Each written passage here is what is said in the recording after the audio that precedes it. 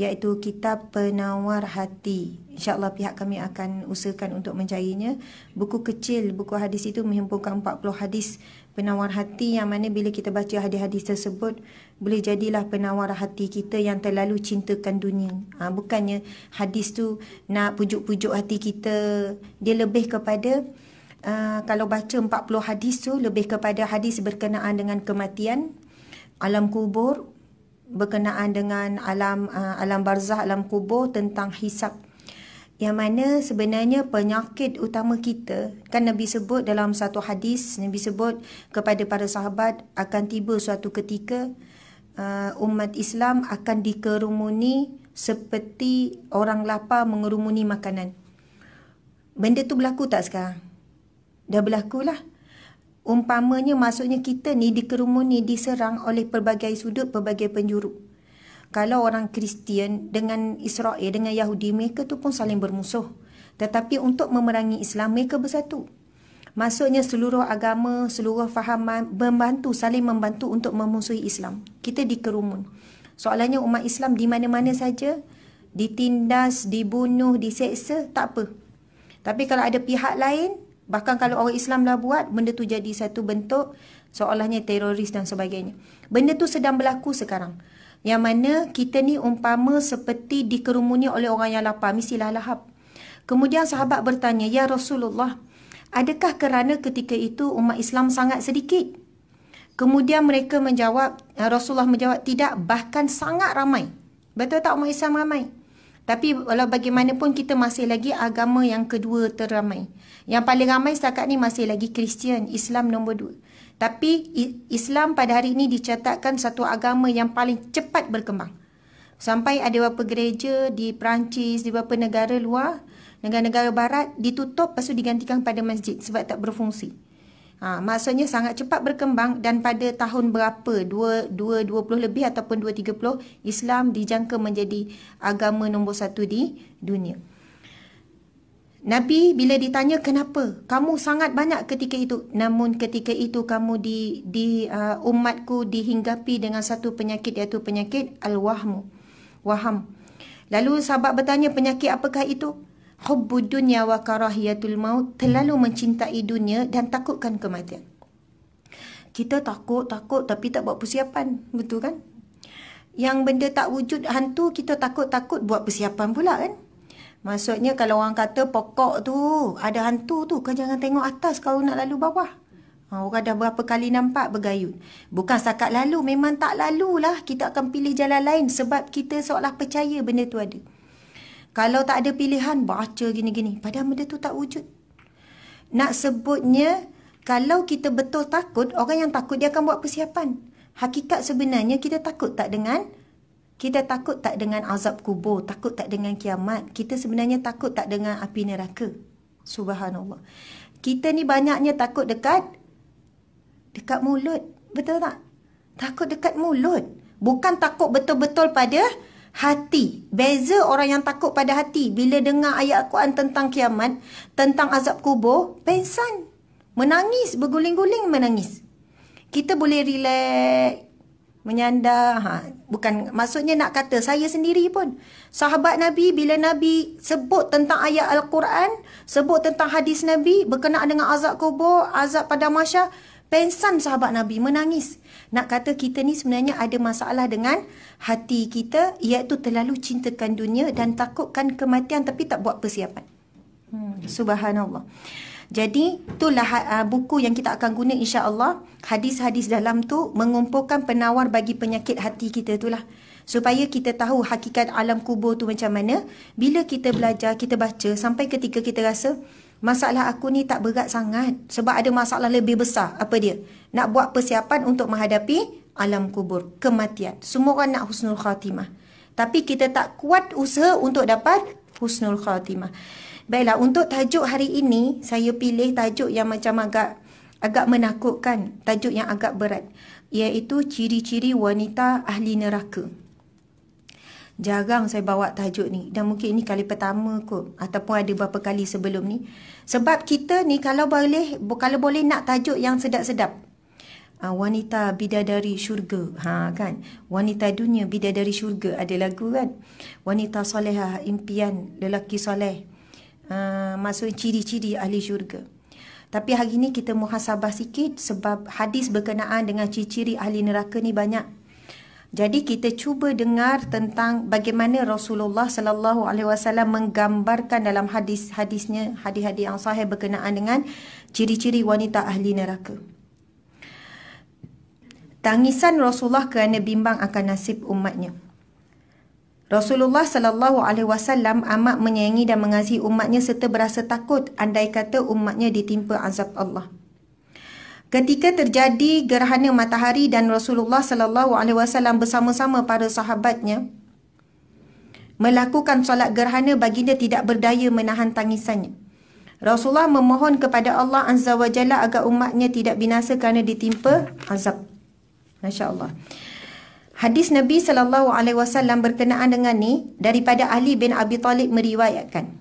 Pada suatu hari aku dan Fatimah bertandang ke rumah Rasulullah SAW. Ali dengan Fatimah pergi bertandang rumah Rasulullah. Ketika bersua kami dapati Rasulullah SAW sedang menangis dan air matanya menitis deras membasahi pipi dan janggut baginda. Maksudnya, kalau sampai basah janggut ni menangis beria-ria lah. Betul kan? Sedih sangat. Maka aku bertanya, wahai utusan Allah, apa yang menyebabkan dirimu menangis? Rasulullah lalu bersabda, pada malam aku di Mi'rajkan ke langit, aku melihat kaum perempuan dalam keadaan sangat mengerikan. Kita tahu Isra' Mi'raj kan? Isra' perjalanan Rasul daripada Mekah ke? Sudah. Mekah ke Madinah ke? Masa ni dah berhijrah belum ni? Isra' Mi'raj berlaku lepas hijrah ke sebelum hijrah? Sebelum hijrah. Tahun keberapa kenabian tu? Isra' Mi'raj berlaku setelah tahun yang dinamakan Amul Huzni, iaitu tahun kesedihan.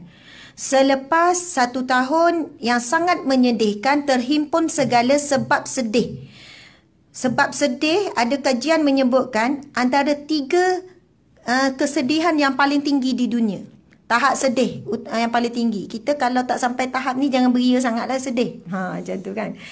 Tahap sedih yang paling utama iaitu kematian, kehilangan orang yang tersayang, orang tercinta. Bukan senang nak terima dan sangat makan masa. Yang kedua, tahap kesedihan yang tinggi apabila hilang mata pencarian. Maksudnya tahap sedih dan tahap stres. Maksudnya hilang, tiba-tiba kena berhenti kerja, ada tanggungan anak. Maksud itu stres yang tinggi. Siapa yang melalui keadaan ni perlu kita sokong, perlu kita bantu sebab ia menyebabkan banyak perkara lain berkait. Kesedihan yang ketiga apabila dihalau. Ini saya pernah bacalah. 3 tahap, maksudnya punca stres yang paling tinggi, yang ramai manusia tak boleh nak tangani. Dihalau ataupun dibuang keluarga, dihalau oleh keluarga, kehilangan orang-orang, bukan kematian, tapi dia sebab dihalau, maka dia kehilangan orang-orang penting dalam hidup ataupun kehidupan dia. Jadi, 3 perkara ini dilalui pada tahun Amul Huzni serentak pada tahun tersebut oleh Nabi Muhammad SAW. Rasulullah diuji dengan kematian orang yang paling rapat, yang paling dia sayang, yang pertama Sayyidatina Khadijah. Berlaku pada tahun ke-10 kenabian. Kan Nabi kan jadi Nabi umur 40. Sejak daripada umur 40, sejarah akan mencatatkan begini. Tahun pertama kenabian, iaitu umur 40 lah. Tahun kedua kenabian umur 41. Sebab itu bila kita baca sirah, kalau ataupun kita dengar sirah oleh guru-guru, oleh penceramah yang mengajarkan sirah, dia akan sebut begitu. Pada tahun keempat kenabian, kita yang tak faham ni, bila tu? Sebab kalau sebut umur, tak pada umur 43. Sebab Nabi dilantik ketika umur 40 tahun jadi Nabi. Jadi catatan sejarah, sebab sebelum tu tak ada tarikh lagi. Sebab tarikh hijrah bermula peristiwa hijrah. Jadi catatan tarikh peristiwa akan disebut tahun pertama kenabian, tahun ketiga kenabian, tahun ke-9 kenabian, apa berlaku, boikot, apa semua. Tahun ke-10 kenabian, dikatakan dalam bulan Rejab begitu, berlakunya kematian Sayyidatina Khadijah.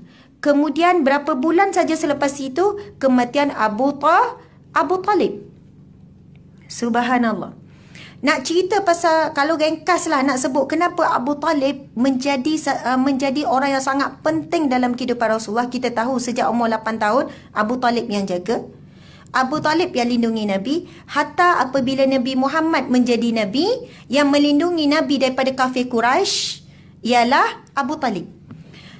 Siapa yang menyaksikan yang banyak cerita? Ali. Ali adalah anak Abu Talib, sepupu kan. Mereka membesar hampir sama. Walaupun Ali memang jauh lebih muda daripada Rasulullah, tapi bagaimana sepupu ni cerita, ayah dia sangat sayang Nabi Muhammad. Kalau adik-beradik yang lain ni makan, duduk bawah, Muhammad duduk atas riba. Nabi Muhammad disuap. Bahkan kita tahu sejarah, bila Abu Talib nak pergi bermusafir, nak pergi berniaga, dia bawa siapa? Dia bukan bawa anak-anak dia bawa Muhammad. Nak cerita Nabi Muhammad dibesarkan dan jagaan Abu Talib, tidak pernah dibiarkan selain daripada depan mata. Yang lain pergi main jauh tak apa, Muhammad mesti depan mata. Nak pergi berniaga, nak pergi musafir, mesti bawa. Betapa Abu Talib ni sangat menyayangi dan melindungi. Begitu juga Rasulullah sangat menyayangi dan melindungi Abu Talib. Dan ketika peristiwa pemboikatan yang dikatakan penyebab kepada ibunda kita Khadijah meninggal dunia, selama beberapa tahun diboikot oleh kafir Quraisy, tak ada bisnes, tak ada perniagaan, tak boleh jual beli, tak ada makanan tu. Ketika itu umat Islam makan apa? Rumput-rumput kering. Sampailah ibunda kita Khadijah sendiri, bila nak menyusukan Fatimah ketika itu, keluar apa? Keluar darah. Tak ada susu kering. Nak kata keadaan tu. Akhirnya kesan daripada keadaan tu, sakit ternak, akhirnya meninggal pada tahun ke-10 kenabian. Ketika itu umur Nabi 50 tahun. Nak sebut Amul Huzni tu. Lepas tu kematian Abu Talib. Yang sedihnya, yang menambahkan kesedihan Rasulullah, Abu Talib meninggal dalam keadaan tidak mengucap kalimah syahadah la ilaha illallah. Nabi Muhammad pujuk, wahai bapa saudaraku, ucapkan kalimah la ilaha illallah. Mudah-mudahan aku dapat berhujah di hadapan Allah kelak untuk mempertahankanmu. Kurang-kurangnya ucaplah la ilaha illallah. Aku akan berhujah di akhirat kelak. Nak menyelamatkan. Kan boleh guna syafaat kan? Sampailah ketika turunnya firman Allah menegur Rasulullah sallallahu alaihi wasallam. A'udzubillahi minasyaitonirrajim. Innaka la tahdi man ahbabta walakinallaha yahdi man yasha. Sadaqallahul azim. Kamu tidak mampu memberi hidayah petunjuk kepada orang yang kamu cinta, man ahbabta, yang kamu sayang, wahai Muhammad. Sesungguhnya hidayah itu milik Allah. Allah beri kepada siapa yang dia mahu. Allah ingatkan kekasihnya. Walaupun kamu ini kekasihku, walaupun kamu ini ketua para nabi, kamu sangat dekat denganku, tapi kamu tidak mampu memberi hidayah kepada orang yang kamu cinta. Memang kesedihan tu berganda-ganda. Sebab sangatnya rapat dengan Abu Talib. Masa peristiwa boikot, Abu Talib duduk juga di lorong Abu Talib. Itu namanya lorong Abu Talib. Boikot duduk di situ. Sampai Abu Talib meninggal umur 83, 84 macam tu. Sangat tua, sanggup berlapar. Padahalnya, dia bukannya bersama dengan Rasulullah dalam ni. Tetapi, alasan utama kenapa Abu Talib bersama dengan Nabi Muhammad, selama Abu Talib duduk di situlah, Nabi Muhammad tidak diserang untuk dibunuh. Sebab mereka masih hormat kepada Abu Talib. Betapa Abu Talib ni sentiasa menjaga keselamatan anak saudaranya. Baiklah, subhanallah. Yang saya nak sebut tadi cerita tu, sedih tu Nabi Muhammad tu kan. Isra' Mi'raj tu berlaku selepas peristiwa kesedihan ni. Dan pada tahun selepas itu kan Nabi Muhammad cuba pergi berdakwah ke mana? Ke Taif. Sampai di Taif, dihalau. Betul tak? Dikejar lebih kurang dalam, ada yang kata 5 km, ada kata 2 km. Bukan dekat, berlari-lari anak tu. Dikejar, diupah oleh penduduk Taif kepada pemuda-pemuda, kanak-kanak untuk dibaling batu sampai darah penuh, meleleh sampai masuk ke sepatu, dikatakan begitu menurut beberapa riwayat. Nak katanya kesedihan kematian orang tersayang. Sebelum itu diuji, diboikot, macam dihalau lah, padahal di tanah sendiri. Kemudian diuji juga dihalau. Maksudnya 3 punca punca pendapatan, punca hidup hilang. 3 punca stres ni dilalui oleh Nabi Muhammad sallallahu alaihi wasallam. Kemudian Rasulullah dijemput dalam satu perjalanan yang sangat indah namanya Isra' Mi'raj. Daripada Mekah ke Masjidil Haram, daripada Mekah ke Masjidil Aqsa di Palestin. Masjidil Haram ke Masjidil Aqsa di Palestin. Itu adalah Isra'. Perjalanan daripada 2 masjid ni. Mi'raj pula daripada Masjidil Aqsa di Palestin ke Sidratul Muntaha untuk terima wahyu apa? Wahyu solat. Wahyu lain semua melalui perantaraan Jibril. Satu saja wahyu yang Allah jemput dalam perjalanan yang istimewa, iaitu solat. Masya Allah. Nak kata dalam peristiwa Isra' Mi'raj, peristiwa Mi'raj naik ke langit ni, ada banyak sangat hadis Nabi yang menceritakan apakah gambaran yang Rasulullah tengok. Rasulullah tengok neraka, apa Rasulullah tengok. Rasulullah tengok syurga, apa yang Rasulullah tengok. Hadis yang kita nak baca ni adalah hadis ketika Rasulullah dia mi'rajkan. Rasulullah diberi gambaran penghuni neraka, tapi tak ada penghuni lagi. Sebab pintu neraka, pintu syurga belum dibuka. Belum berlaku kiamat, belum berlaku hisab lagi. Tapi gambaran itu telah ditunjukkan kepada Rasulullah dalam peristiwa ini. Perjalanan ni. Walaupun tak sampai satu malam. Tapi banyak sangat. Jadi subhanallah antaranya. Kita nak baca ni. Rasulullah bersabda, pada malam aku dimi'rajkan ke langit, aku melihat kaum perempuan dalam keadaan sangat mengerikan. Sesaan yang mereka terima sangat dahsyat. Oleh sebab itu, aku menangis ketika teringat sesaan keras Allah yang ditimpakan kepada kaum perempuan. Aku bertanya, wahai utusan Allah, apa keadaan yang Tuan lihat di sana? Rasulullah SAW bersabda, aku melihat perempuan yang digantung rambutnya. Pertama, otak kepalanya menggelegak. Biasa dengar ni kan? Aku melihat perempuan digantung lidahnya. Tangannya diikat ke belakang dan timah cair dicurah ke dalam tekaknya. Na'udzubillah min zalik. Digantung lidah, tangannya diikat ke belakang dan timah cair dicurah ke dalam tekaknya.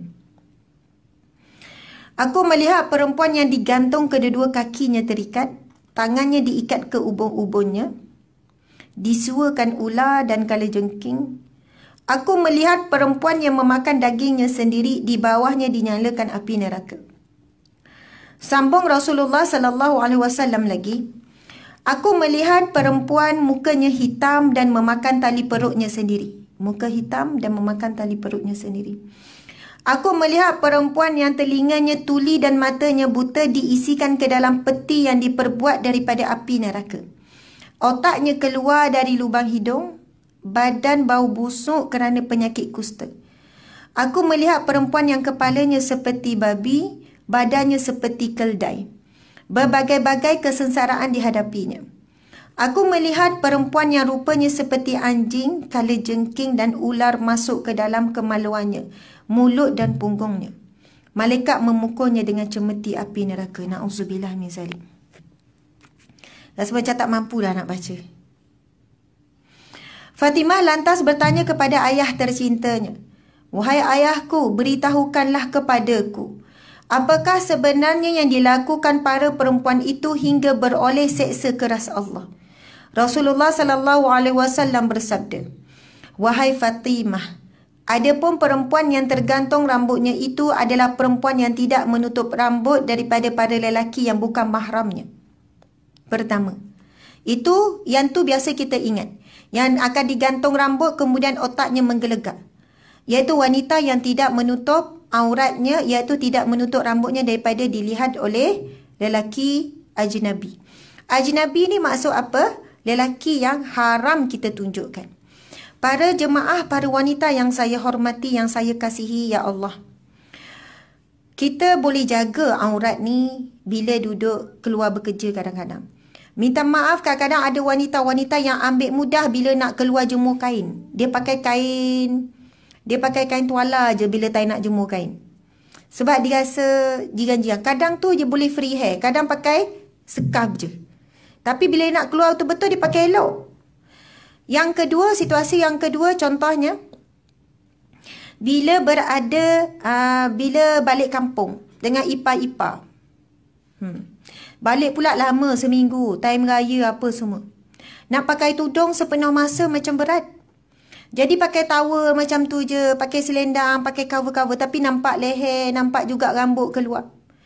Walaupun ipar kita tahu wajib penutup aurat dengan sempurna. Pakailah tudung. Belilah orang panggil tudung bibik tudung. Yelah tudung biasa. tudung yang kita boleh buat basahan kan, tudung buruk-buruk, pakailah sepanjang masa. Subhanallah, Allah memandang usaha kita, kita nak jaga tu. Allah akan pelihara jaga kita daripada azab-azab ni. Yang ketiga, para wanita sekalian, kadang-kadang kita bermudah bila dalam keadaan kita sakit.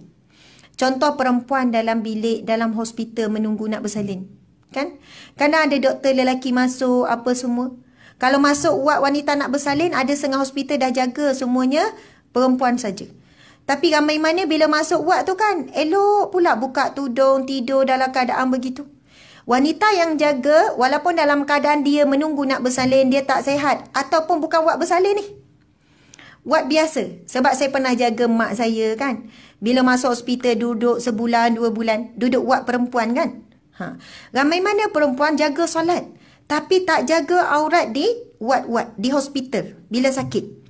Dedah aurat, memang baju hospital tu kan separuh lengan. Betul tak? Jadi nampak ni. Dalam keadaan, kadang bukan sakit tenat pun boleh berjalan, boleh apa. Jadi kalaulah macam tu, kenalah pakai stoking tangan. Armguard ke panggil apa? Saya panggil stoking tangan. Pakailah tu. Kadang tu mungkin pakai baju lain, dia kan wajibkan juga pakai baju pesakit. Tapi nak sebut Allah akan uji bila kita nak tutup aurat dalam keadaan tertentu. Kuat tak kita nak jaga aurat kita? Betul kan? Ramai mana dekat ward tak pakai tudung. Lepas tu semayang elok. Bila nak keluar dah balik, elok pakai tudung. Sebab rasa orang sakit kan? Dan tak payah cerita lah pasal semayang. Ramai yang tak solat. Bila umpama masuk hospital kan nak solat macam mana? Tapi yang jaga susah payah bawa darah pergi ke mana-mana. Bawa yang sakit kanser tu. Keluar daripada bahagian-bahagian kanser berdarah. Bawa juga untuk solat, subhanallah. Jadi dalam keadaan-keadaan tertentu kita beringatlah. Walaupun susah macam mana, berusahalah untuk jaga aurat kita. Bila sebut pasal ni, saya nak sebut juga satu perkara yang ramai juga orang perempuan ambil mudah bila time nak bersalin. Bila time kita nak bersalin, kalau kita mampu, wajib untuk kita mencari doktor perempuan. Wajib ya, kalau mampu. Ada duit, ada simpanan. Ada orang kata, Ustazah saya tak mampu. Ustazah tak apalah, mampu. Saya tak mampu. Oh, puan tak mampu. Saya tengok gelang tebal. Contohlah. Apakah maksud? Bila kata tak mampu, maksudnya bila bersalin ni kan kita akan tunjukkan aurat paling besar. Faham kan? Maruah paling besar seorang wanita, iaitu bahagian kemaluannya. Ramai mana perempuan bermudah, sayang, nak habiskan. Kan kalau swasta 5,000, 6,000 kan, kadang 7,000. Dan masih sama dia kata tak mampu, Allah Maha mengetahui dia mampu atau tidak sebenarnya. Ramai mana wanita sebab nak jaga aurat ni, dia gadaikan gelang bila nak bersalin. Ataupun dah tahu mengandung, daripada awal lagi main kutu. Sedang eloklah nanti, dapatlah sikit cover belanja. Sebab benda ni dibincangkan oleh para ulama, bagi wanita yang bersalin, nak bersalin, wajib ke atas suami tu berusaha untuk jaga aurat isterinya. Dan sekiranya suami tu mampu, tapi kedekut. Contohlah kedekut. Tak payahlah, kan kalau hospital kan free je, rugi je 5-6 ribu. Baik awak beli gelang. Macam tu pula diumpan. 6 ribu, 7 ribu boleh beli gelang baru untuk awak. Alah sekejap je, bukan apa sangat pun. Dikatakan oleh para ulama, suami yang begini adalah dayus. Ni bukan cerita tak mampu. Yang tak mampu lain cerita, pergi je lah, bersalinlah dekat mana sebab darurat. Memang nak lahirkan anak, dapat doktor lelaki nak macam mana. Tapi bagi yang mampu memilih, memang ada kemampuan, ada keuangan dalam kekuasaan dia. Tapi kalau dia tak buat, na'udzubillah, dikira sebagai lelaki yang dayus, suami yang dayus. Lelaki yang dayus disebut dalam hadis Nabi, tidak mencium bau syurga. Sedangkan bau syurga boleh tercium 500 tahun perjalanan. Nak kata wanginya syurga. Apatah lagi nak masuk syurga, bau syurga pun tak dibenarkan. Sahabat bertanya, Famad dayus ya Rasulullah? Siapakah lelaki yang dayus? Yang membenarkan ahli keluarganya, isteri, anak-anaknya melakukan maksiat. Antara maksiat yang dibenarkan oleh seorang lelaki, seorang suami, iaitu membiarkan aurat isinya terdedah. Faham ya? Kalau ikut kedudukan, kalau nak bersalin yang pertama, doktor wanita Muslim. Yang kedua, doktor wanita non-Muslim. Yang ketiga, doktor lelaki Muslim. Yang keempat, baru pergi kepada doktor lelaki non-Muslim. Sebab apa doktor lelaki yang Muslim yang ketiga? Sebab kalau doktor lelaki Muslim, dia boleh menjaga aib, menjaga kerahsiaan. Kalau lelaki yang tak Muslim, kita tak tahu nak jamin macam mana sebab dia bukan orang Islam dari sudut amanah menjaga kerahsiaan. Jadi kalau di tempat kita tu ada hospital terdekat, kita nak doktor perempuan, kita pergi, oh ada doktor perempuan Cina. Tapi ada hospital jauh sikit, ada doktor perempuan Muslim. Jadi pilih doktor perempuan Muslim. Ada sahabat saya, dia tak mampu. Memang betul-betul tak mampu, suami kecil. Kalau simpan duit pun tak ada, emas semua tak ada, orang susah, anak ramai.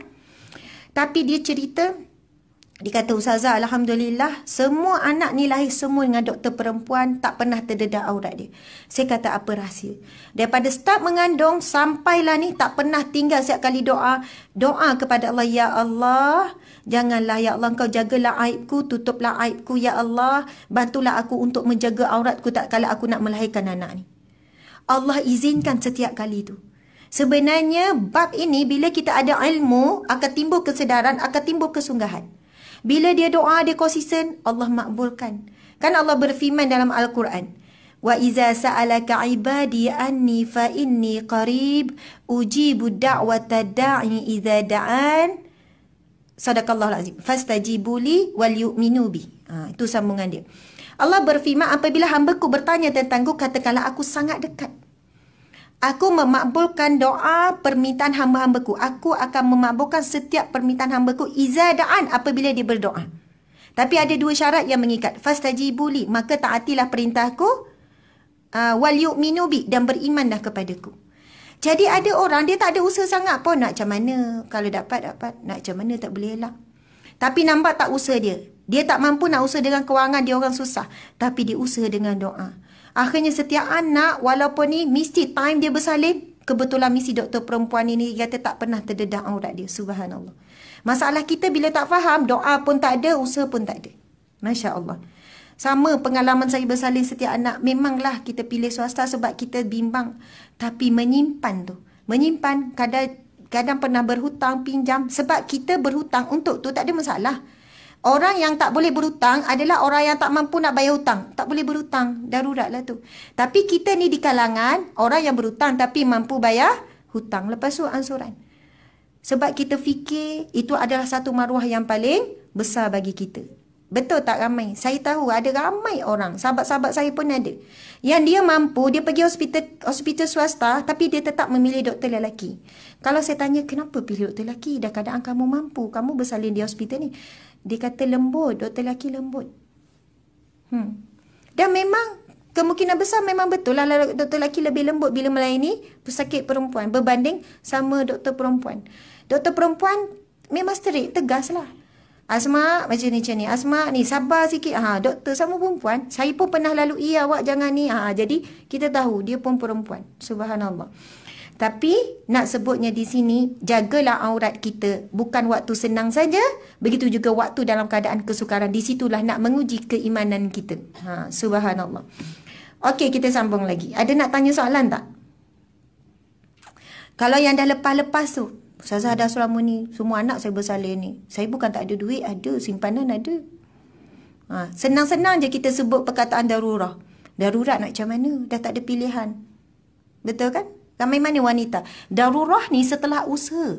Setelah sampai, dah tak ada pilihan. Itu pilihan terakhir. Pernah tak satu ketika pengalaman saya gugur, hospital swasta, tak terima. Dia kata sebab bleeding teruk sangat, pergi kerajaan. Saya dah takut. Kebetulan masa tu, semua doktor muda lelaki. Tapi tak berhenti doa. Sampai ketika, Puan, tak boleh Puan. Dah banyak sangat ni, kita kena buat cepat ni. Gini. Saya kata minta maaf sangat. Kalau tak saya sanggup keluar, saya sanggup ambil risiko. Saya tak tahulah kenapa, memang rasa macam tak sanggup lah. Lepas tu dia pun nampak macam tu kan. Tak apa, Puan tunggu sekejap lagi. Akhirnya datang doktor perempuan. Dia cari daripada departmen lain. Bukannya dia kenal saya ke, oh mungkin dia kenal aku, Ustazah Percama. Tak, memang tak kenal. Dia cari, itu semua tu saya kira adalah daripada Allah. Maksudnya Allah bagi dia ilham, bagi dia ni. Bukan saya demand apa-apa ke nak apa. Dia panggil, dia kata, saya kata syukur. Maksudnya boleh je ada doktor-doktor departmen lain panggil, mari backup sekejap kan. Nak kata benda ni kena ada niat, kena ada usaha. Subhanallah. Dan ada banyak pengalaman lagi. Sewaktu saya tak boleh nak memilih ketika melahirkan anak di luar negara. Di Australia. Mana kita boleh pilih? Tapi time tu, kita hanya mampu nak benar. Swasta memang tak mampu. Kerajaan pun mahal, berapa ribu $. Jadi kita hanya mampu kena bayar. Jadi masa tu kita doa minta dengan Allah, time nak bersalin, nurse tu faham. Dia siap tutup masa sebelum masuk labor room. Dia siap bagi warning bila ada doktor lelaki nak buka, nak check ke. You cannot. She is Muslim. Dia jaga. Sampai masuk labor room, tak bagi doktor. Selepas baby keluar lama, saya kata kenapa tunggu lama? Kita tunggu doktor perempuan. Because you are Muslim. Okay. Ada doktor nak tengok baby je. Kan ada doktor melawat baby. Cannot. You cannot enter. She is Muslim. Saya kata, ya Allah, kita nampak dia yang jaga. Tapi Allah ya Hafiz ya Muhaimin yang menjaga. Nak kata, bila kita ada niat, kita ada doa, kita ada kesunungan, mesti ada jalan. Tapi bila kita tak nak ada jalan pun, kita tak akan pilih jalan tu. Betul kan? Bukan saya nak kata saya bagus ke tak. Saya cuma berusaha saja untuk menjaga aurat. Jadi insya-Allah mudah-mudahan bila kita berusaha, kita bukan untuk orang lain, untuk diri kita, untuk syurga kita. Betul kan? Bukannya kosong, setiap kesusahan kita Allah akan balas. Jadi para wanita sekalian, insya-Allah mudah-mudahan apa yang kita dah lalaikan sebelum ini, bertaubatlah. Buat salat taubat, ya Allah, aku lalai sebelum aku jahil, aku tidak tahu ya Allah. Aku mendedahkan auratku dan kadang aku mampu mempertahankan auratku. Minta ampun dengan Allah. Allah Maha Pengampun. Allah Maha Pengampun. Allah tak marah, Allah tak benci kepada orang yang buat maksiat. Itu bentuk maksiat lah tu. Allah sangat mencintai hambanya yang datang kepadanya dalam meminta taubat kepada Allah Subhanahu Wa Taala. Allah tak pernah membenci hambanya yang buat maksiat. Tapi Allah sangat mencintai at-tawabin, orang yang datang kepada Allah memohon taubat kepada Allah. Tapi tak boleh kita mempermudahkan. Tak apalah, nanti taubatlah. Contoh nak dedahkan aurat masa bernikah. Ramai mana hari pernikahan, betul tak? Alah, sekali seumur hidup, dia pakai ketat, dia pakai jarang, pakai tudung kecil, nampak tubuh badan, bersolek, bertabarus. Alah, bukan selalu, seumur hidup sekali je. Betul kan? Sebab seumur hidup sekali itulah kena jaga majlis itu supaya barakah. Kalau hari pertama lagi dah capur maksiat, bagaimana Allah nak berada dalam rumah tangga ni? Saya cakap benda ni macam serius, macam berat sebab saya perunding rumah tangga. Sebelum ni kan saya kerja sebagai kaunselor pendidikan mentara. Tahun lepas saya resign. Bukan tahun lepas, tahun 2017. Dah tak sebut tahun lepas dah. Sekarang ni tahun 2019. Antara punca utama pasangan baru kahwin, orang muda baru kahwin 3 bulan, 4 bulan, saya akan tanya. Saya minta maaf, saya tanya. Majlis kahwin macam mana gitu? Banyak langgar batasan syariat. Kita sebut nak bina masjid. Masjid tak boleh dibina di atas tanah yang haram, tanah yang bercampur dengan maksiat. Mesti dimulakan dengan majlis tu, majlis yang barakah. Ni ada orang-orang tua, ada yang veteran ni, mungkin anak-anak nikah ataupun siapa-siapalah. Kalau kita dulu buat maksiat masa hari nikah, kita sekarang ni kita rasa macam kenapa rumah tangga tak tenang. Mungkin kita belum mohon taubat sebab kita ada langgar batasan syariat masa kita nikah. Ramai mana orang bila hari pernikahan, salam dengan semua orang, betul tak? Duduk atas pelamin dalam keadaan dedahkan aurat, semua orang melihat kecantikan dan keindahan dan sebagainya. Bukan kata tak boleh, ada, boleh. Buat secara tertutup, buat dengan ahli keluarga dan sebagainya. Nak sebut benda ni kadang orang kata sensitif, tapi ramai mana orang sanggup langgar. Betul kan?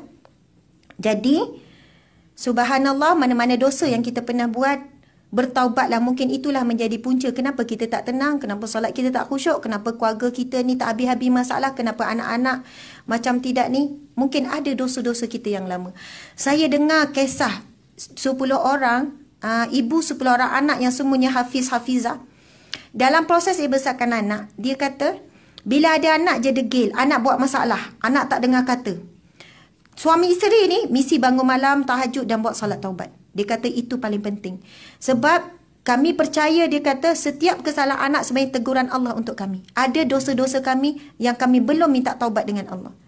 Bila kami ajar anak, anak tak boleh terima, anak tak boleh dengar ni, dia bukan marah anak. Bukannya dia letakkan kesalahan anak. Kalau kita, kenapa kamu ni tak nak dengar, kenapa kamu tak nak berubah lagi. Tapi mereka buat, yang pertama yang mereka buat adalah salat taubat. Mohon ampun, ya Allah, ini salah kami, ibu, seorang ibu. Ini salah kami, aku seorang ayah, aku ada dosa. Jangan sebab dosaku, ya Allah, anakku diuji dengan akhlak yang buruk. Macam tu sekali orang yang mengenal Allah, orang yang mengenal hakikat diri kita ni banyak dosa. Subhanallah. Okey, kita sambung lagi. Kemudian Rasulullah menyambung lagi. Perempuan yang tergantung lidahnya ialah perempuan yang menggunakan lidahnya untuk memaki dan menyakiti hati suaminya. Na'udzubillah. Perempuan yang digantung susu badannya adalah perempuan yang menyusukan anak orang lain tanpa restu suaminya. Perempuan yang kedua kakinya tergantung itu ialah perempuan yang keluar dari rumahnya tanpa izin suaminya. Subhanallah. Boleh kupas lagi ni.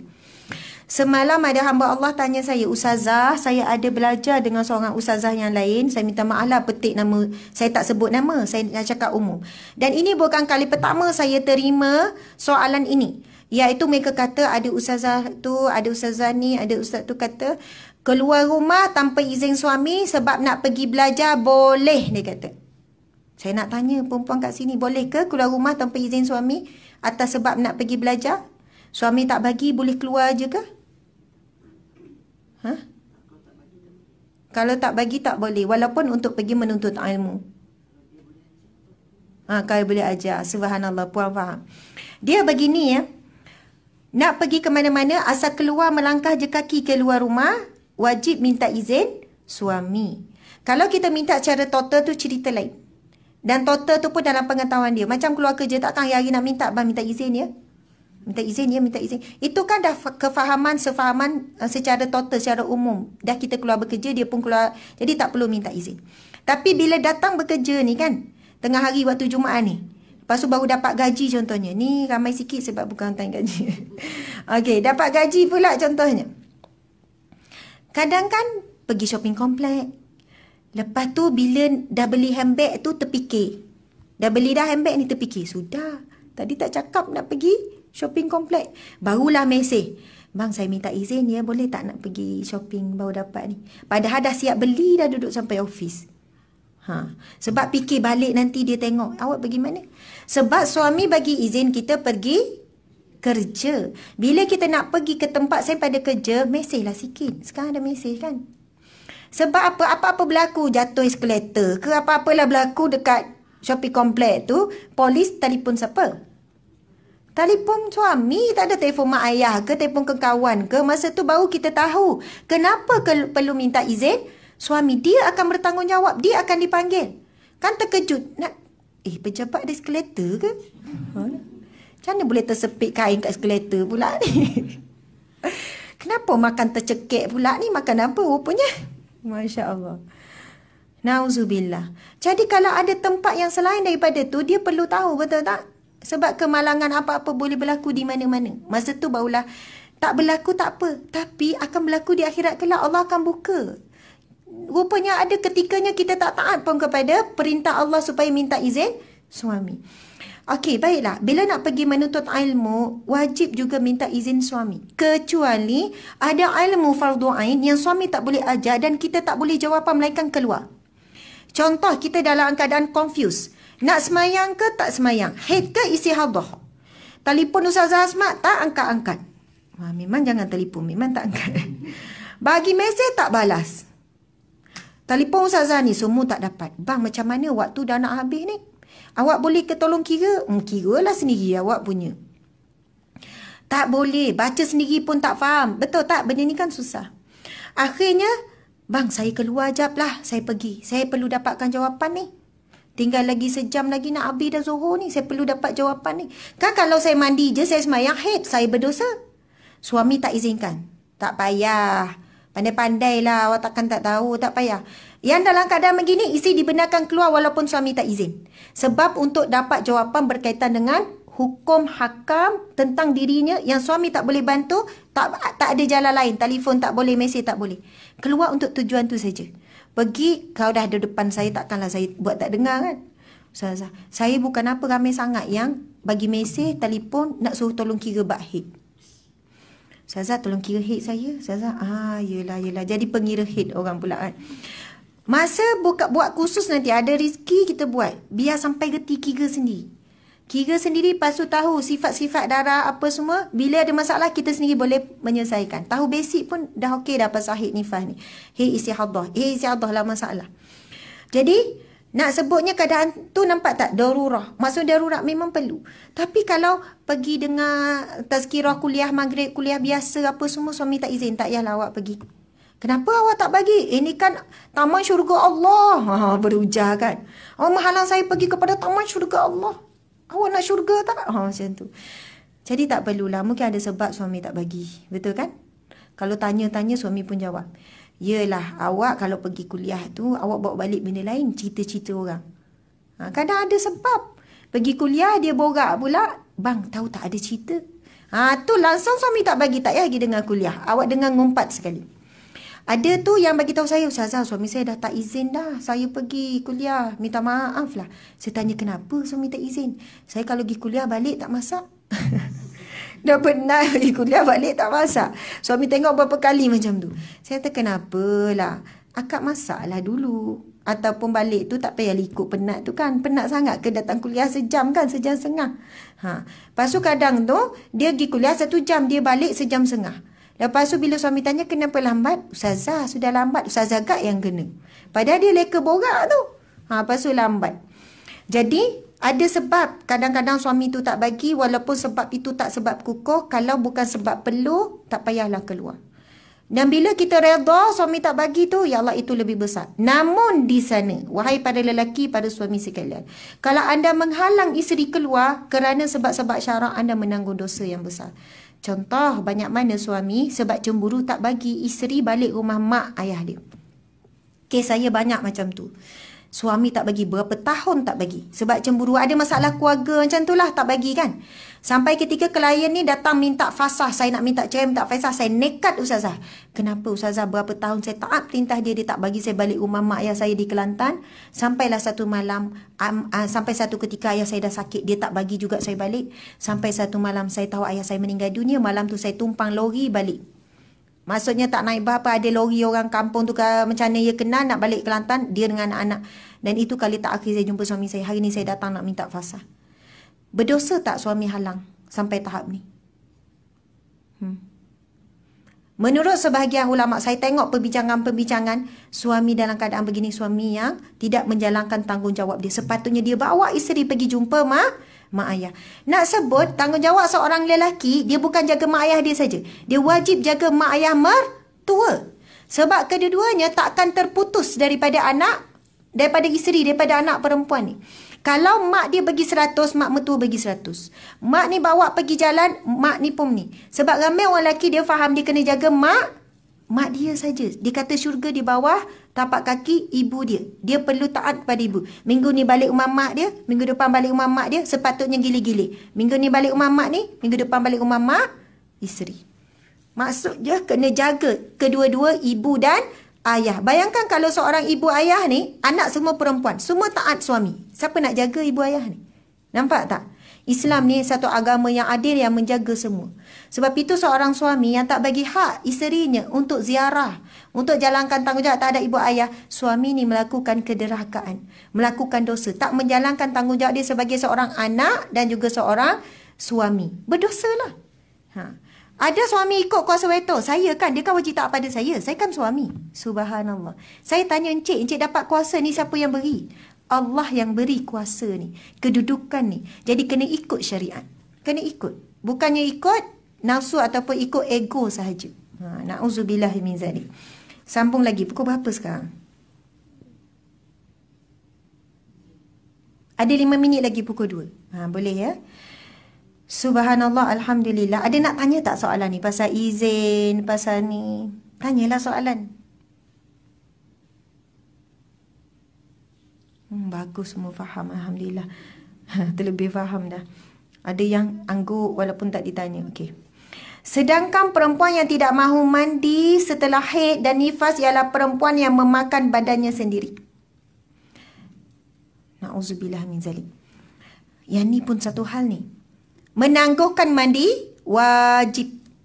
Dah habis dah, tangguh. Dah habis dah waktu zuhur, tangguh tu sampai isyak baru mandi wajib. Ataupun dah habis dah nifas, tangguh. Ramai lagi orang yang salah faham, nifas dia dah habis dah 2 minggu. Tapi dia tunggu juga 40 hari. Sebab katanya kena habis pantang 40 hari. Padahal dia dah kering dah 2 minggu. Patutnya kalau kering seminggu, dah wajib mandi. Kemudian dah wajib solat dah. Kalau tak larat, solatlah duduk. Solatlah baring, kau tak larat lah. Maksudnya tak payah tunggu 40 hari habis pantang. Habis je, kering je darah. Tengok, tunggu satu waktu, tunggu sampai 24 jam kering, mandilah wajib. Tapi kalau haid, kita kan perempuan haid, kita dah tahu anggaran kita biasa berapa hari, betul tak? Biasanya 7 hari contoh kita datang haid. Dah masuk hari ke-7, dah kering tu, kita dah yakin, kita dah cek. Kan ada kaedah cek apa semua, dah cek semua. Kemudian kita tengok kering, kita pun mandi wajib, kita pun solat. Dah mandi wajib, dah solat zuhur.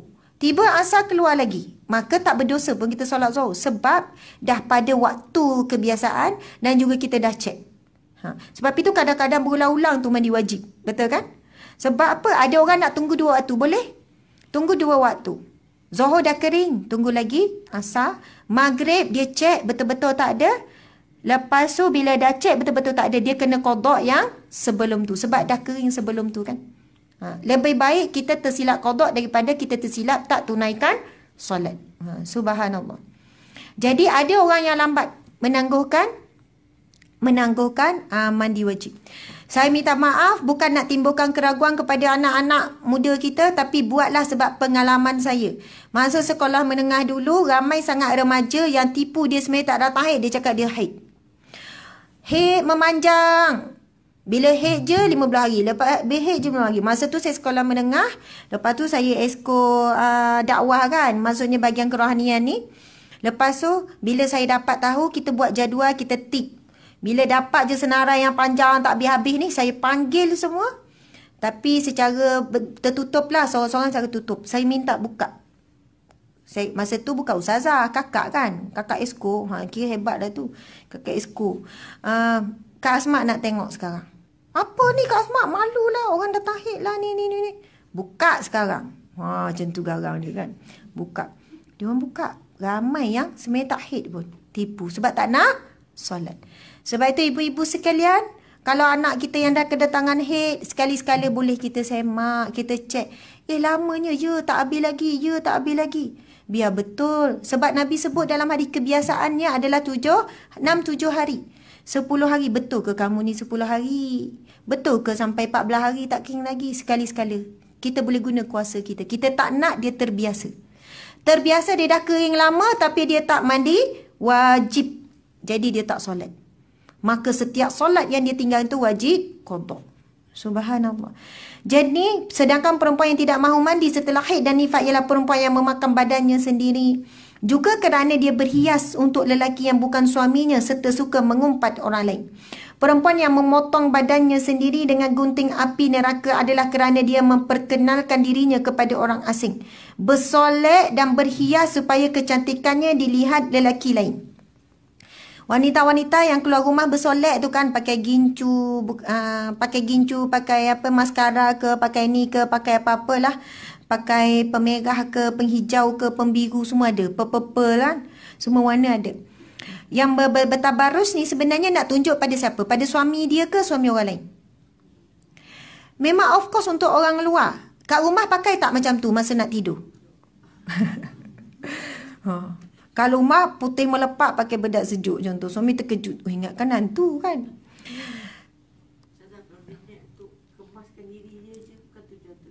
Ya, kalau kemas dia berbeza. Bila sebut bersolek, berkemas lain.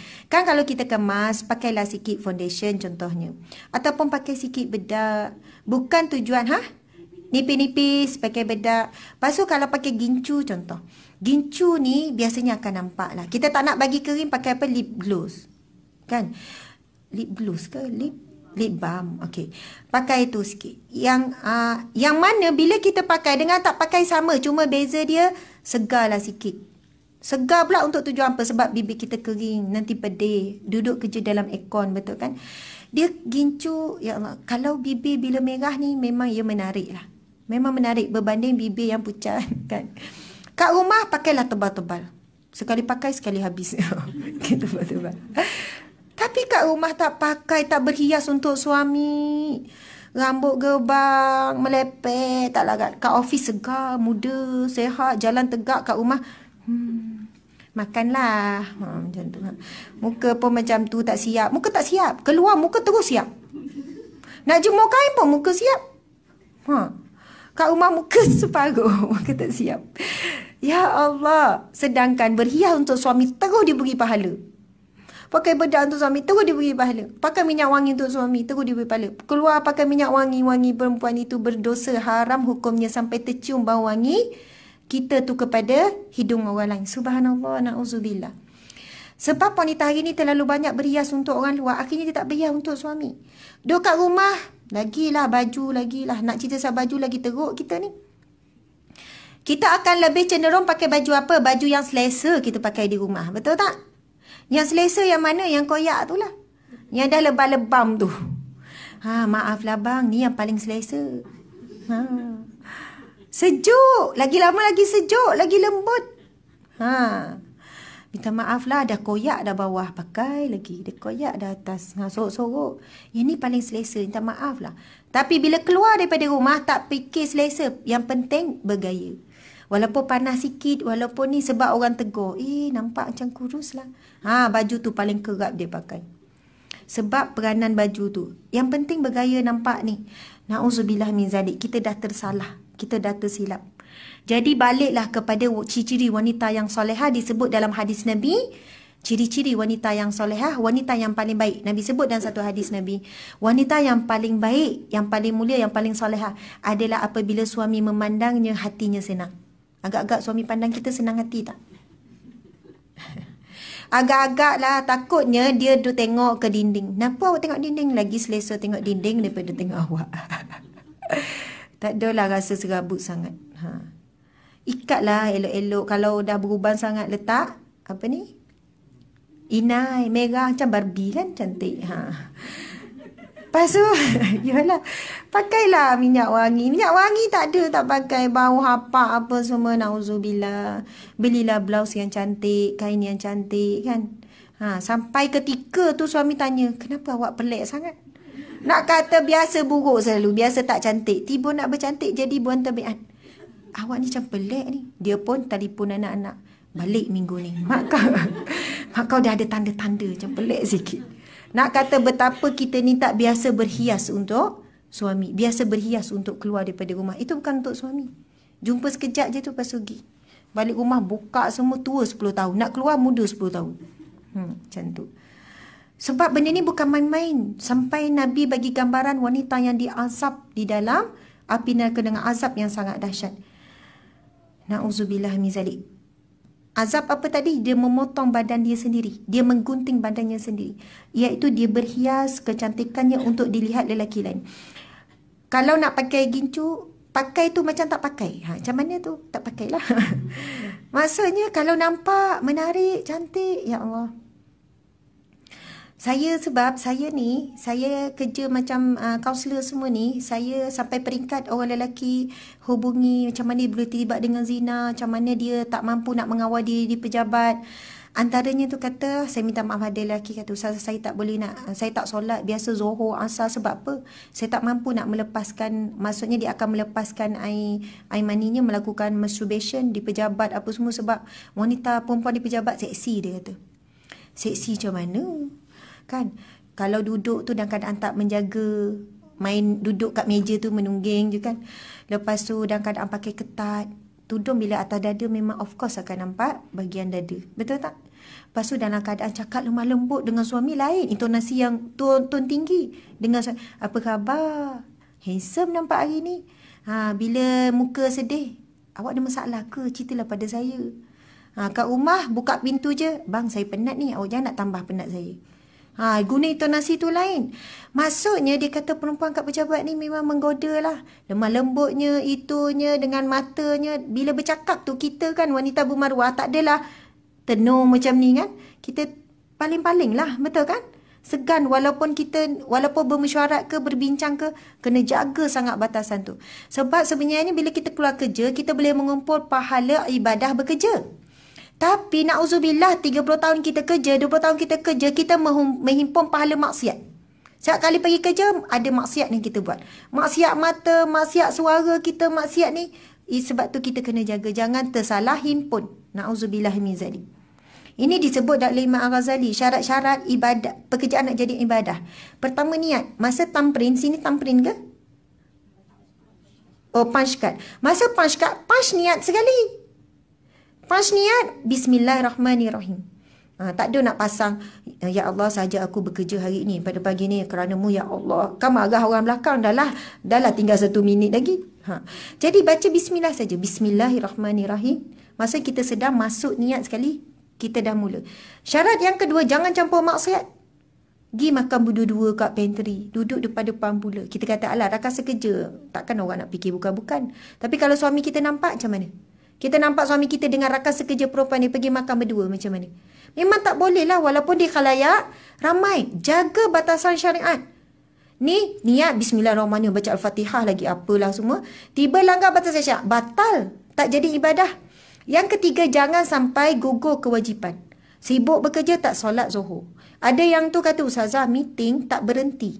Daripada sebelum asar sampai lepas maghrib. Tak berhenti solat. Ada yang meeting-meeting macam tu. Habis tu kamu tak keluar. Saya pecah tak minit. Mana boleh nak keluar? Saya tak boleh, saya tak semayang. Ahli mesyuarat, pengerusi, dia orang semua tak semayang. Siapa yang hadir ni mesyuarat ni? Orang Islam. Orang Islam. Ada lagi yang pekerjaannya, budayanya macam tu nak sebut. Kalau sampai tak salat, habis. Maksudnya tak jadi ibadah. Terus. 3 tu syarat paling asas yang paling utama. Nak habis sikit je lagi. Dikala ketika, perempuan yang diikat kedua-dua kakinya dan di tangannya ke atas ubur-uburnya disuruhkan ular dan kala kepadanya adalah kerana dia mampu mengerjakan solat tapi tidak mengerjakannya dan tidak mandi janabah, tak mandi junub ketika berhadas besar. Mandi junub ni apa? Selepas bersetubuh ataupun setelah keluar air mani walaupun tanpa bersetubuh. Wajib mandi, wajib. Ada yang bangun pagi malam tu, contohnya bersama dengan suami. Bangun pagi lepas subuh. Dah habis subuh, lambat. Sudah. Dia pun tak mandi wajib, dia pergi kerja dalam keadaan berjunub. Faham tak? Dah keadaan berjunub. Zuhur tak semayang, balik rumah nanti baru qada, baru mandi wajib, baru solat subuh, baru solat zuhur. Lepas tu saya tanya, awak mandi tak? Dah mandi tak sebelum pergi kerja? Mandi, tapi tak mandi wajib. Sebab orang kita faham kalau mandi wajib ni susah. Lama kena waktu ni. Sebenarnya bezanya tak ada, sama saja. Yang beza adalah niat. Lepas tu rukun mandi wajib 2 saja kan, niat. Lepas tu meratakan air ke seluruh tubuh. Tak shampoo, tak sabun, tak buih, tak ada masalah. Sah saja. Ini cerita kesuntukan waktu ni. Jadi wajib juga mandi wajib. Sampai dekat pejabat terus solat subuh tu. Terus qada, tak boleh tangguh. Kalau tangguh mati, dikira sengaja tinggalkan subuh. Ini dia terkejut lepas habis dah subuh. Wajib mandi wajib. Tak sempat dekat rumah, pergi ke pejabat. Mandilah dekat pejabat. Kena menyegerakan secepat yang mungkin. Kemudian solatlah zuhur macam biasa. Faham kan? Benda ni boleh berlaku. Dan berlaku pun. Sebab saya memang ditanya soalan ni. Perempuan yang, dan disebut dalam hadis Nabi, maksudnya peringatan ini berlaku kerana berlaku. Betul tak? Ada peringatan ni, wanita yang tidak mandi janabah ketika berhadas besar. Dan ada hadis Nabi, malaikat rahmat tidak masuk ke dalam rumah 3 perkara. Pertama, yang ada anjing peliharaan di rumahnya. Ini cerita anjing peliharaan di rumah. Kalau anjing di luar, maksudnya kebun tu cerita lain, hukum lain lah. Yang kedua, adanya patung di dalam rumahnya ataupun gambar-gambar yang bernyawa di rumahnya digantung di tempat yang tinggi. Kadang gambar kita kahwin apa semua letaklah rendah. Bahkan ada ulama kata tak boleh letak langsung, simpan dalam album saja. Jangan sampai tinggi-tinggi tu ada bentuk-bentuk unsur-unsur pemujaan. Yang kedua, unsur-unsur memuliakan. Yang tinggi letaklah nama-nama Allah, kalimah-kalimah Allah, Asmaul Husna ke. Jadi gambar-gambar kahwin tu letaklah bawah kalau nak juga kenangan. Kalau rasa dengan gambar itulah menguatkan kecintaan suami isteri. Begitu. Tapi tak nak disebabkan itu, malaikat rahmat tak masuk, itu yang menyebabkan hubungan kita panas. Rasa macam rumah, bukan rumahku syurgaku, rumahku terbalik. Na'udzubillah. Aku nerakaku. Ya. Kalau nak bahas bab ni, kalau saya tengok Bayan Linas ni Dr. Zulkifli Al-Bakri kan. Sebab banyak sangat isu.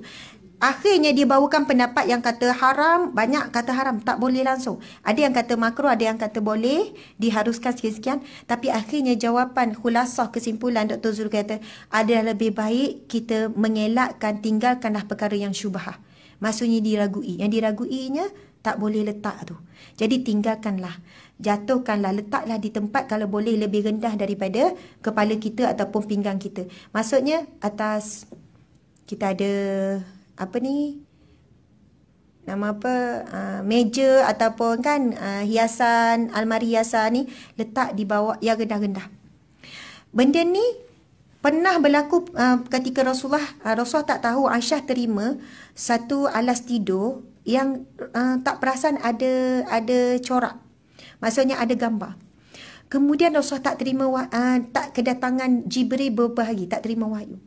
Sampai ketika bila Rasulullah nampak, Rasulullah baru perasan, ya Allah, daripada mana ini Aisyah? Aisyah cerita ini adalah hadiah pemberian sekian-sekian. Lepas tu Aisyah pun minta, Rasulullah minta Aisyah keluarkan, barulah malaikat Jibril datang. Kemudian malaikat kata, sesungguhnya para malaikat tak akan masuk rumah yang ada gambar. Maksudnya sampai tahap tu lah. Di sini ada hujah ni para ulama bincang, yang ni bawa hujah ni, yang ni bawa dalil ni, yang nak membenarkan bawa dalil ni, yang tak membenarkan bawa dalil yang tak membenarkan. Akhirnya sebagai mukmin yang nak selamat, Nabi sebut dalam hadis yang lain, dak ma yaribuka ila ma la yaribuka, buanglah perkara yang kau ragu kepada yang tak ragu. Yang tak ragunya iaitu jangan letak. Kita bimbang dalam rumah kita, kita membesarkan makhluk, besarkan diri sendiri, besarkan anak konvo, kita konvo, besarkan kahwin. Kita sepatutnya membesarkan nama-nama Allah. Sebab kita takut bimbang hilang berkat, malaikat rahmat tak masuk, rahmat Allah tersekat. Bukan kata tak boleh langsung, ia bukan ijma' kata haram, bukan. Siapa yang nak pegang kata boleh, kalau kita pergi rumah ada orang gantung juga, kita kata dia ni berpegang kepada yang boleh lah. Jadi kita berlapang dada, jangan bersangka buruk. Tapi ada, kalau kita tanya ulama-ulama yang tegas, dia langsung kata tak boleh, buanglah. Jauhlah daripada perkara yang boleh unsur-unsur malaikat rahmat tak masuk. Dan ia akan kembali kepada pilihan masing-masing. Tak jatuh haram. Tetapi yang jelasnya malaikat rahmat tak masuk. Nak sebut tak haram, tak jadilah berdosa. Tapi ada ulama kata haram. Nak kata bab ni ada penjanggahan pendapat. Siapa pegang pada haram, dia langsung tak letak lah. Siapa letak pada makruh, boleh letak. Tapi Allah tak suka. Macam tu kan. Jadi, akhirnya balik kepada kita. Tahap kita, kemampuan kita. Kemampuan apa? Kemampuan iman kita lah. Kita nak ikut yang mana. Jadi, orang yang nak rasa, ya Allah, nak keberkatan apa semua, maka lebih baik kita jatuhkan gambar tu, letak yang di part rendah ataupun simpanlah dalam album dan sebagainya. Memang kita sebut kenangan-kenangan, tapi takut kita membesarkan benda tu daripada hakikat sebenar keberkatan dalam rumah tangga. Baiklah. Yang ketiga dalam hadis tu iaitu orang yang berjunub. Selagi mana ada orang berjunub dalam rumah, tak mandi wajib, malaikat rahmat tak masuk. Maksudnya kalau lepas dah bersama suami isteri, segerakanlah mandi junub, segeralah mandi wajib. Subhanallah. Ada nak tanya soalan tak? Jadi faham ya, saya kalau kupas bab gambar tu memang ia isu yang agak sensitif. Saya nak sebut, kalau kita pergi rumah orang, dia gantung gambar bersangka baik. Maksudnya jangan sampai kita pergi marah, kita pergi tuduh sekian, sebab di sana ada pendapat mengatakan boleh, tapi pendapat yang lebih kuat, yang lebih jelas adalah mengatakan berhujah kepada hadis Nabi tidak masuk malaikat rahmat. Tapi dibincang gambar yang macam mana? Gambar yang macam mana? Gambar-gambar yang makhluk yang hidup. Gambar kita tu makhluk yang hidup lah. Ada yang kata separuh boleh, separuh ke penuh ke sama saja. Okey, kita tengok lagi. Perempuan yang kepalanya seperti babi las-las. Ustazah dah lebih dah ni. Seperti masuk kerja pejabat 245, betul? Sebenarnya saya yang nak cepat sebab ada kuliah pula pukul 3. Okey, tapi perempuan yang kepalanya seperti babi dan badannya seperti keldai ialah pengumpat dan pendusta. Perempuan yang rupanya seperti anjing ialah perempuan yang suka buat fitnah dan membenci suaminya. Adapun perempuan yang menyakiti hati suaminya dengan lidahnya, pada hari kiamat Allah menjadikan lidahnya sepanjang 70 hasta, lalu diikatkan di belakang tengkuknya. Sesudah menjelaskan hal tersebut kepada Fatimah dan Ali, Rasulullah SAW tidak berdaya menahan titisan air matanya. Baginda menangisi nasib kaum perempuan daripada umatnya yang beroleh seksa keras Allah akibat mengabaikan syariat Islam yang diserukannya. Sadaqah Rasulullah SAW. Begitulah para jemaah, para wanita sekalian. Mudah-mudahan kita tergolong di kalangan ahli wanita syurga Allah Subhanahu Wa Taala.